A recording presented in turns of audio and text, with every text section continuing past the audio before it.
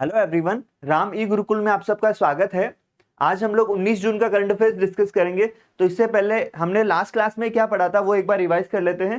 देखिए, last class की जो इंपॉर्टेंट न्यूज़ थी उसमें पहली थी इंटरनेशनल बिग कैट अलायंस से रिलेटेड। तो इंटरनेशनल बिग कैट अलायंस की पहली बैठक अभी रिसेंटली भारत में हुई और इस बैठक में भारत के केंद्रीय मंत्री भूपेंद्र यादव को इसका पहला अध्यक्ष नियुक्त किया गया। तो यहाँ से डायरेक्ट क्वेश्चन क्या बन सकता है कि हाल ही में इंटरनेशनल बिग कैट अलायंस का पहला अध्यक्ष किसे नियुक्त किया गया है? भूपेंद्र यादव को। देखिए, भूपेंद्र यादव केंद्र सरकार में वर्तमान में वन और पर्यावरण मंत्री है और इसके अलावा जो है इसके पहले महानिदेशक जो है डायरेक्टर जनरल वो भी भारत के है, एसपी यादव को नियुक्त किया गया है इंटरनेशनल बिग कैट अलायंस से रिलेटेड। इसके बाद में अपन ने पढ़ा था एक चर्चित व्यक्तित्व अलियावती लोंगकुमेर। इन्हें रिसेंटली भारत सरकार द्वारा उत्तर कोरिया का नया राजदूत नियुक्त किया गया है। ये राजदूत की नियुक्ति कई वर्षों के बाद में हुई है, लगभग 4 वर्षों के बाद में इनकी नियुक्ति हुई है। तो ये चर्चित व्यक्तित्व में आपके इंपॉर्टेंट रहेगा। इसके अलावा अपन ने 51वां G7 शिखर सम्मेलन के बारे में डिस्कस किया था। इसका आयोजन कनाडा के अल्बर्टा के कनान्स्किस क्षेत्र में हुआ और इसमें भारत की तरफ से प्रधानमंत्री नरेंद्र मोदी ने भी भाग लिया। आगे हम बात करें यू मुंबई के बारे में, अपन ने डिस्कस किया था। इन्होंने टेबल टेनिस के अल्टीमेट टेबल टेनिस चैंपियनशिप का खिताब पहली बार जीता। यह खिताब जयपुर पैट्रियट्स टीम को हराकर जीता। तो यहां से डायरेक्ट क्वेश्चन बन सकता है कि हाल ही में अल्टीमेट टेबल टेनिस चैंपियनशिप का खिताब किस टीम ने जीता? यू मुंबई ने। ये जो अल्टीमेट टेबल टेनिस चैंपियनशिप है ये नेशनल लेवल की चैंपियनशिप है जिसमें अंतर्राष्ट्रीय स्तर के खिलाड़ी भी भाग लेते हैं। इसके अलावा जो इंपॉर्टेंट न्यूज थी वो थी आर्मन डुप्लांटिस के संदर्भ में। देखिए, आर्मन डुप्लांटिस जो है यह स्वीडन के पोल वाल्ट स्पर्धा के खिलाड़ी है और रिसेंटली ये चर्चा में इस कारण से रहे कि इन्होंने स्टॉकहोम स्वीडन में आयोजित डायमंड लीग मीट में इन्होंने 12वीं बार विश्व रिकॉर्ड बनाया। तो इस कारण से ये चर्चा में रहे। तो यहाँ से आपके दो क्वेश्चन बन सकते हैं। एक तो आर्मन डुप्लांटिस किस खेल से संबंधित है? पोल वाल्ट से। और इन्होंने डायमंड लीग मीट में अभी 12वीं बार विश्व रिकॉर्ड बनाया है। आगे की न्यूज अपन बात की थी सिपरी रिपोर्ट के बारे में। देखिए, सिपरी रिपोर्ट जो है Stockholm International Peace Research Institute द्वारा जारी की गई और यह परमाणु हथियारों से संबंधित थी। तो इसके बारे में कहा गया कि रूस के पास अभी वर्तमान में सर्वाधिक परमाणु हथियार है। चीन के पास वर्तमान में 600 परमाणु हथियार है और 2030 तक यह लगभग अमेरिका और रूस के बराबर परमाणु हथियार विकसित कर लेगा। इसके अलावा भारत के परमाणु हथियारों के बारे में बात की गई तो भारत के परमाणु हथियारों की संख्या वर्तमान में 180 है।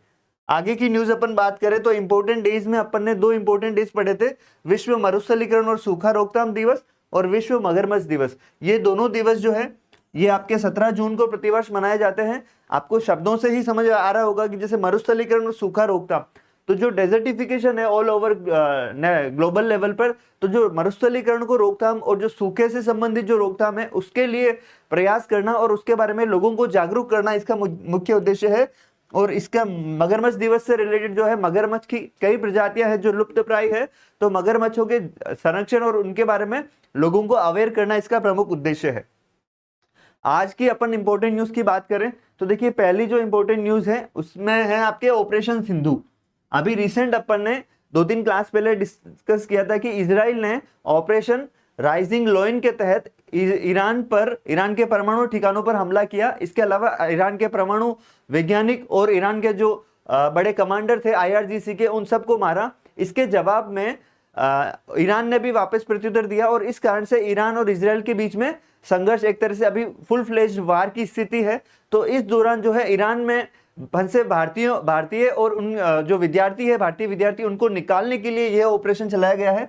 तो ऑपरेशन सिंधु जो है केंद्र सरकार ने ईरान से अपने नागरिकों और विद्यार्थियों को निकालने के लिए लॉन्च किया गया है। तो 2 चीज अपने को ध्यान रखनी है, ऑपरेशन सिंधु किससे संबंधित है? ईरान में फंसे भारतीय और विद्यार्थियों को निकालने के लिए। इसके अलावा जो है ये ऑपरेशन सिंधु ईरान से संबंधित है। यहाँ पे अपन क्वेश्चन किस तरह से बन सकते हैं कि हाल ही में ऑपरेशन सिंधु किससे संबंधित है? तो यूक्रेन से भारतीयों को निकासी हेतु, या यमन से भारतीयों के निकासी हेतु, या सीरिया से भारतीयों के निकासी हेतु, या ईरान से भारतीयों के निकासी हेतु। तो ईरान से भारतीयों को निकालने के लिए ऑपरेशन चलाया गया। इसके तहत भारतीय विद्यार्थियों और नागरिकों को ईरान से आर्मेनिया के रास्ते भारत लाया गया। तो ये इसका एक समराइज वे है। इसके अलावा अपन बात करें नेक्स्ट न्यूज की तो देखिए, नेक्स्ट न्यूज आपके है ऑपरेशन ट्रू प्रॉमिस। अपन ने अभी बात की इजराइल ने ईरान के परमाणु ठिकानों को खत्म करने और उसके परमाणु वैज्ञानिकों को खत्म करने के लिए ऑपरेशन राइजिंग लाइन चलाया। इसके जवाब में ईरान ने भी इजराइल के जो है सैन्य फैसिलिटी है, इसके रिसर्च सेंटर है, उनको निशाना बनाने के लिए ऑपरेशन ट्रू प्रॉमिस चलाया। तो ये ऑपरेशन ट्रू प्रॉमिस ईरान ने इजराइल के सैन्य ठिकानों और रिसर्च सेंटर को निशाना बनाने के लिए चलाया गया। अब इसके जो संचालन है ये IRGC क्या है? ईरान की स्पेशल फोर्सेस है, इसका फुल फॉर्म है इस्लामिक रिवोल्यूशनरी गार्ड कॉर्प्स। तो इसने जो है इजराइल के जो प्रमुख ठिकाने हैं उनको और इजराइल के जो प्रमुख शहर है उनको भी निशाना बनाया। तो देखिए इजराइल की तेल अवीव राजधानी, हाइफा, रेहोवोत, इनको निशाना बनाया। इसके अलावा जो सामरिक ढांचे हैं जैसे रिसर्च सेंटर है, बिजली संयंत्र है, परमाणु संयंत्र है, तो वहां पर भी इन्होंने हमले किए। तो यहाँ पे देखिए अपन ने 2 ऑपरेशन अभी पढ़े, एक तो ऑपरेशन सिंधु जो केंद्र सरकार ने ईरान से नागरिकों को निकालने के लिए चलाया, और इसके अलावा ऑपरेशन ट्रू प्रॉमिस 3 ये ईरान ने इजराइल के सैन्य ठिकानों पर हमले के लिए संचालित किया। तो यहाँ पे 2 ऑपरेशन आपके एग्जाम पॉइंट ऑफ व्यू से इंपॉर्टेंट रहेंगे। आगे हम लोग बात करें नेक्स्ट न्यूज की, तो ये है आपके INS अर्नाला रिसेंटली 18 जून को जो है CDS अनिल चौहान की उपस्थिति में इसका भारतीय नेवी को सौंपा गया। अब यहाँ पे सबसे इंपॉर्टेंट क्या है, INS अर्नाला है क्या? तो देखिए यह है भारत का पहला स्वदेशी anti submarine warfare shallow watercraft है। तो ये जो पनडुब्बियों को गहरे पानी में पनडुब्बियों की खोज करने और उन्हें नष्ट करने में सक्षम है, ये भारत का पहला स्वदेशी एंटी सबमरीन वारफेयर। इसे शॉर्ट फॉर्म में SWC है, इसका फुल फॉर्म है anti submarine warfare shallow watercraft carrier. तो ये सबसे इंपॉर्टेंट है आपके। आगे अपन बात करें तो देखिए इसका अपन ने बताया 18 जून को ये कमीशन किया गया। इसका जो अर्नाला नाम है, ये ऐतिहासिक दुर्ग है महाराष्ट्र के सिंधुदुर्ग में, तो अर्नाला किले के नाम से ये इसका नाम रखा गया है। और यहाँ पे इसकी लंबाई की बात करें तो 77.6 मीटर, और वजन के हिसाब से बात करें तो ये 1490 टन इसका वजन है। ये डीजल से संचालित ऑपरेटेड प्रणाली है इसमें इंजन की। और इसके अलावा अपन बात करें तो ये अपन ने बता दिया कि इन पनडुब्बियों की पहचान, निगरानी और उनके नष्ट करने में सक्षम है। तो यह पहला है जिसे ये जो आपके एंटी सबमरीन वारफेयर है, इसमें टोटल कुल भारतीय नेवी में 16 एंटी सबमरीन वारफेयर शामिल किए जाएंगे, जिसमें INS अर्नाला पहला वारफेयर है। इसके अलावा इसका जो है GRSC कोलकाता और L&T शिप बिल्डर्स ने PPP model, public private model partnership model पे इसको विकसित किया है, GRSC कोलकाता और L&T ने।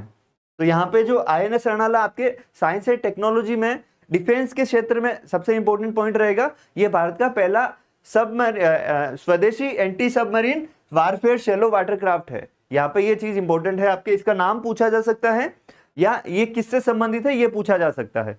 आगे अपन नेक्स्ट न्यूज की बात करें तो नेक्स्ट न्यूज है आपके भारत का सबसे बड़ा ऑटोमोबाइल कार्गो टर्मिनल। तो इसका रिसेंटली अभी उद्घाटन किया गया केंद्रीय रेल मंत्री द्वारा। तो ये भारत का पहला ऑटोमोबाइल कार्गो टर्मिनल, ये हरियाणा के मानेसर में इसका उद्घाटन किया गया। तो यहाँ से पहला डायरेक्ट क्वेश्चन बन सकता है कि भारत का पहला ऑटोमोबाइल कार्गो टर्मिनल का उद्घाटन कहाँ किया गया? मानेसर में, हरियाणा में मारुति सुजुकी के प्लांट के अंदर। तो यहाँ पे देखिए इसका उद्देश्य क्या है, ऑटोमोबाइल लॉजिस्टिक की दक्षता में सुधार। ये भारत का सबसे बड़ा है, इसकी लोडिंग जो क्षमता है वो 4.5 लाख टन है। तो ये अब तक का सबसे बड़ा है और इसकी लोकेशन सबसे इंपॉर्टेंट ध्यान में रखना है कि ये कहां पर है, हरियाणा के मानेसर में है। अब इसके अलावा यह है 10 किलोमीटर की रेल लाइन द्वारा हरियाणा के पाटली रेलवे स्टेशन से भी जुड़ा हुआ है। तो इसमें जो ट्रांसपोर्टेशन की सुविधा है वो भी आसानी से कनेक्टेड है। तो यहाँ ऑटोमोबाइल सेक्टर के लिए ये बहुत इंपॉर्टेंट पॉइंट है और यहाँ सबसे बड़ा है, तो आपके करंट अफेयर्स के लिए भी बहुत इंपॉर्टेंट रहेगा। आगे हम लोग बात करें नेक्स्ट न्यूज की, तो नेक्स्ट न्यूज है अंतरराष्ट्रीय धार्मिक स्वतंत्रता शिखर सम्मेलन। इंटरनेशनल शिखर सम्मेलन किया गया जो धार्मिक स्वतंत्रता से संबंधित था। इसका आयोजन केन्या के नैरोबी में किया गया रिसेंट।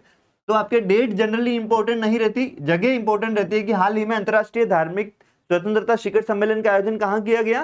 केन्या के नैरोबी में। अब यहाँ पे इसके आयोजक कौन कौन थे? ग्लोबल पीस फाउंडेशन, पेपरडाइन विश्वविद्यालय और धार्मिक स्वतंत्रता संस्थान इसके आयोजक थे। मुख्य रूप से जो ये इसका आयोजन ग्लोबल पीस फाउंडेशन द्वारा किया गया। इसका उद्देश्य क्या था? इसका उद्देश्य अफ्रीका रीजन में धार्मिक स्वतंत्रता के समर्थन देना और उसको बढ़ावा देना, उसके बारे में लोगों को जागरूक करना। क्योंकि रिसेंट जो है अफ्रीका महाद्वीप में टेररिस्ट एक्टिविटी, आतंकवादी गतिविधियां भी बढ़ रही है और वहां पे धार्मिक, अल्पसंख्यक धार्मिक समुदायों पर अत्याचार भी बढ़े हैं।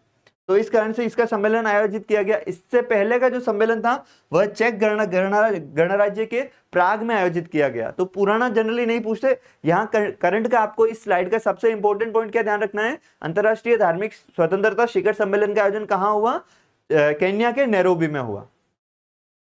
आगे अपन नेक्स्ट न्यूज की बात करें तो देखिए बिहार अभी रिसेंट चर्चा में रहा है।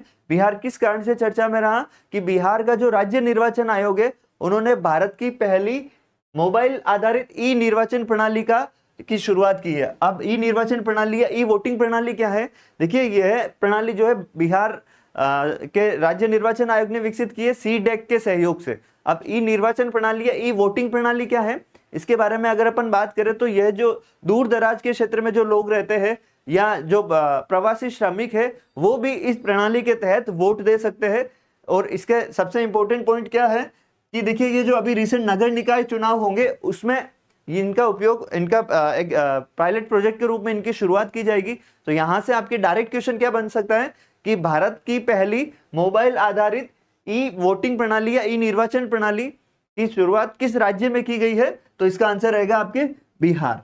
अब यहाँ पे देखिए जो वोटिंग ऐप है इसमें कौन कौन से ऐप रहेंगे, एक तो e voting SEC BHR, SEC मतलब स्टेट इलेक्शन कमीशन बिहार, इसका विकास CDEC के सहयोग से किया गया है बिहार राज्य निर्वाचन आयोग द्वारा। अब इसका जो लाभ है अपन ने डिस्कस किया कि प्रवासी श्रमिक, दिव्यांग, गर्भवती महिलाएं, वरिष्ठ नागरिक, इन्हें वोटिंग सेंटर पर जाके वोट देने की जरूरत नहीं है, ये घर बैठे या दूर दराज के क्षेत्रों में बैठे ही वोट दे सकते हैं ये इस एप्लीकेशन के माध्यम से।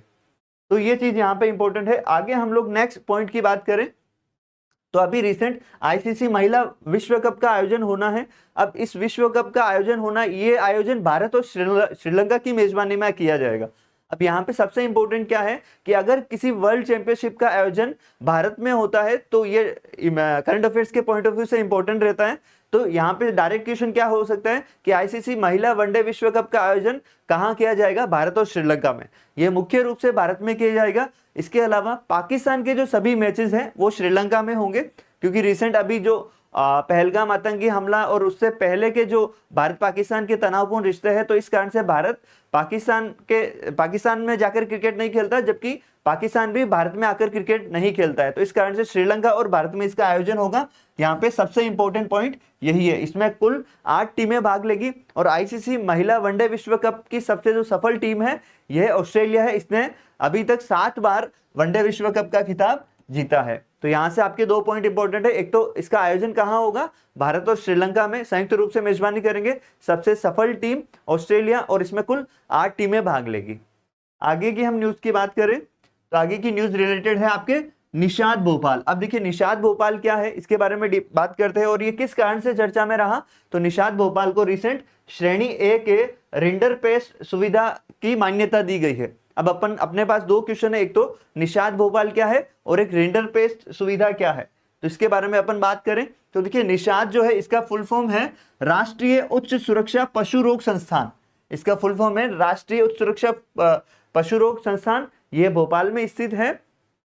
पशुओं से संबंधित जो विभिन्न बीमारियां हैं उनके बारे में रिसर्च और उनके जो वायरस और जो वैक्सीन बनाने से की अनुसंधान या रिसर्च से संबंधित ये संस्थान है। अभी रिसेंट इसे FAO क्या है, फूड एंड एग्रीकल्चर ऑर्गेनाइजेशन, और इसके अलावा विश्व पशु स्वास्थ्य संगठन WOH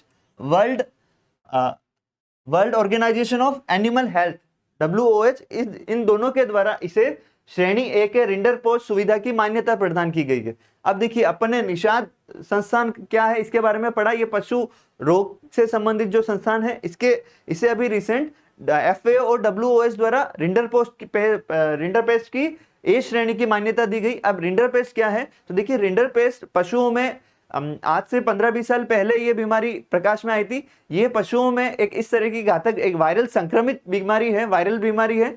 यहाँ पे एक टाइम में इस वजह से जिस तरह से अभी लंपी वायरस चर्चा में रहा, इससे पहले रिंडर पेस्ट चर्चा में रहा था, तो उससे पशुओं की जो मृत्यु दर है वो लगभग 100%, मतलब किसी पशु के बचने की संभावना नहीं रहती। हालांकि बाद में इसका टीका विकसित कर लिया गया, लेकिन रिंडर पेस्ट वायरस को संरक्षित किया गया अनुसंधान के लिए अलग अलग लेवल पे। तो अभी तक जो है रिंडर पेस्ट की श्रेणी 1 सुविधा की जो मान्यता है ये टोटल विश्व में 6 देशों को ही दी गई है और 6 देशों में पहला उसमें 6 देशों में एक भारत है और भारत में एकमात्र संस्थान जिसे इंटरफेस सुविधा की मान्यता दी गई है वो है निषाद भोपाल। तो यहाँ से क्वेश्चन क्या बन सकता है, देखिए क्वेश्चन ये बन सकता है कि हाल ही में WOAH और FAO द्वारा इंटरफेस श्रेणी ए की सुविधा की मान्यता किस संस्थान को दी गई है, तो निषाद भोपाल को दी गई है। ये पशु रोग से संबंधित संस्थान है और इसका कार्य क्या रहेगा, ये जो रिंडरपेस्ट वायरस है इसका ये उच्च क्वालिटी में संरक्षित इस तरह से करेगा कि इसका रिसाव ना हो और ये आगे के अनुसंधान के लिए उपयोगी हो। आगे हम लोग नेक्स्ट न्यूज की बात करें तो नेक्स्ट न्यूज आपके रिलेटेड है गुई मोरेस ITF। ITF क्या है, देखिए ये ये ITF टेनिस फेडरेशन से रिलेटेड है, इंटरनेशनल टेनिस फेडरेशन। गुई मोरेस जो है एक स्थान का नाम है, तो गुई मोरेस ITF इंटरनेशनल टेनिस फेडरेशन, इसका आयोजन पुर्तगाल के गुई मोरेस में किया गया। अब यह चर्चा में क्यों है और अपने लिए इंपॉर्टेंट क्यों है, क्योंकि इसमें रिसेंटली भारत की महिला टेनिस खिलाड़ी अंकिता रैना ने डबल्स का खिताब जीता फ्रांस की खिलाड़ी के साथ। तो अगर भारत का कोई इंटरनेशनल लेवल का खिलाड़ी है स्पोर्ट्स में तो वहां से क्वेश्चन पूछे जाने की संभावना ज्यादा रहती है। टेनिस में वैसे ही बहुत कम प्लेयर्स है, तो पहले सानिया मिर्जा का नाम चर्चा में था, अभी रिसेंट जो है भारत की टॉप रैंक्ड प्लेयर जो है अंकिता रैना है वो चर्चा में है। तो क्वेश्चन क्या बन सकता है कि हाल ही में गुई मोरेस ITF टेनिस चैंपियनशिप में भारत की किस महिला खिलाड़ी ने डबल चैंपियनशिप का खिताब जीता, तो इसका आंसर रहेगा आपके अंकिता रैना। अंकिता रैना ने फ्रांस की महिला खिलाड़ी एलिस रॉबे के साथ ये खिताब जीता और इसका आयोजन आपको बता दिया गुई मोरेस में हुआ। अंकिता रैना ने अब तक करियर में कुल 32 डबल्स का खिताब जीता, जिसमें 11 एकल खिताब है, जबकि 2025 में अंकिता रैना डबल्स के 3 खिताब जीत चुकी है। तो वर्तमान में भारत की टॉप रैंक टेनिस प्लेयर है। यहाँ पे 2 चीजें आपको ध्यान रखनी है, गुई मोरेस ITF जो टेबल टेनिस चैंपियनशिप है इसका आयोजन गुई मोरेस पुर्तगाल में हुआ, इसमें डबल्स का खिताब भारत की अंकिता रैना और फ्रांस की एलिस रोबे ने जीता। यहाँ पे सबसे इंपॉर्टेंट पॉइंट इस न्यूज स्लाइड का यही रहेगा। आगे अपन बात करें, नेक्स्ट न्यूज है आपके इंपॉर्टेंट डेज के बारे में। तो देखिए रिसेंट संयुक्त राष्ट्र संघ ने 4 दिसंबर को एक अंतरराष्ट्रीय दिवस घोषित किया और वो किससे संबंधित है, वह एक तरफा बलपूर्वक उपायों के विरुद्ध अंतरराष्ट्रीय दिवस। एक तरफा बलपूर्वक उपायों के विरुद्ध अंतरराष्ट्रीय दिवस ये किससे संबंधित है कि यदि कोई देश किसी अन्य देश के साथ अन्य देश के ऊपर बलपूर्वक और दुर्भावनापूर्ण प्रतिबंध लगा दे व्यापार के लिए या अन्य प्रकार के प्रतिबंध लगा दे, आवाजाही पर प्रतिबंध लगा दे, तो उसके बारे में जागरूक करने के लिए ये दिवस घोषित किया है। तो डायरेक्ट आपकी क्वेश्चन क्या पूछा जा सकता है कि हाल ही में संयुक्त राष्ट्र द्वारा एक तरफा बलपूर्वक उपायों के लिए अंतरराष्ट्रीय दिवस घोषित किया गया, ये कब मनाया जाएगा, तो प्रतिवर्ष 4 दिसंबर को मनाया जाएगा। ये इस वर्ष 4 दिसंबर 2025 को पहली बार मनाया जाएगा। ये आपके इंपॉर्टेंट रहेगा। यहाँ पे आगे अपन बात करें नेक्स्ट न्यूज के बारे में, तो देखिए इसमें जो इंपॉर्टेंट डेज कौन कौन से हैं, वहां पर भी जो नेशनल लेवल के कॉम्पिटिटिव एग्जाम है वहां पे भी क्वेश्चन पूछे जा सकते हैं। तो जो 18 जून के इंपॉर्टेंट डेज कौन कौन से, एक तो है हेट स्पीच के खिलाफ दिवस। तो हेट स्पीच के खिलाफ दिवस ये 18 जून को मनाया जाता है प्रतिवर्ष। और इसके अलावा सस्टेनेबल गैस्ट्रोनोमी दिवस। सस्टेनेबल गैस्ट्रोनोमी दिवस क्या है, गैस्ट्रोनोमी आपके देखिए जो पाक कला, खाने से संबंधित जो कला है, फूड से related, veg non veg vegan, तो इससे संबंधित है। तो यहाँ पे देखिए सबसे पहले अपन बात करें हेड स्पीच दिवस। हेड स्पीच दिवस कब मनाया जाता है, एक तो पहली चीज ये ध्यान रखना 18 जून को क्यों मनाया जाता है, क्योंकि ये जो घृणास्पद हेड स्पीच के भाषणों के बारे में लोगों को जागरूक करना कि कौन से भाषण ऐसे है, कौन सी स्पीच ऐसी है जिससे धार्मिक समुदायों के बीच में तनाव बढ़ सकता है, आपस में लोगों के बीच में नफरत बढ़ सकती है, उसके बारे में लोगों को जागरूक करना। तो यह प्रतिवर्ष 18 जून को मनाया जाता है। अब आगे बात करें अपन सस्टेनेबल गैस्ट्रोनोमी दिवस, तो यह भी 18 जून को मनाया जाता है। इसका उद्देश्य क्या है, फूड से रिलेटेड जो है अवेयरनेस के बारे में लोगों को जागरूक करना, खाद्य उत्पादन व उपभोग को बढ़ावा देना इसका प्रमुख उद्देश्य है। तो ये आज की अपने 19 जून की करंट अफेयर्स की क्लास थी। अगर आपका कोई सजेशन हो, अगर आपके अकॉर्डिंग कुछ प्रोडक्टिव हो सके जो आपके एग्जाम के प्रिपरेशन में यूजफुल हो, तो आप अपना सजेशन डेफिनेटली आप कमेंट बॉक्स में बताएं, हम उसके अकॉर्डिंग कार्य करने की कोशिश करेंगे। आपको वीडियो पसंद आया तो लाइक, शेयर और सब्सक्राइब जरूर करें। Thank you everyone.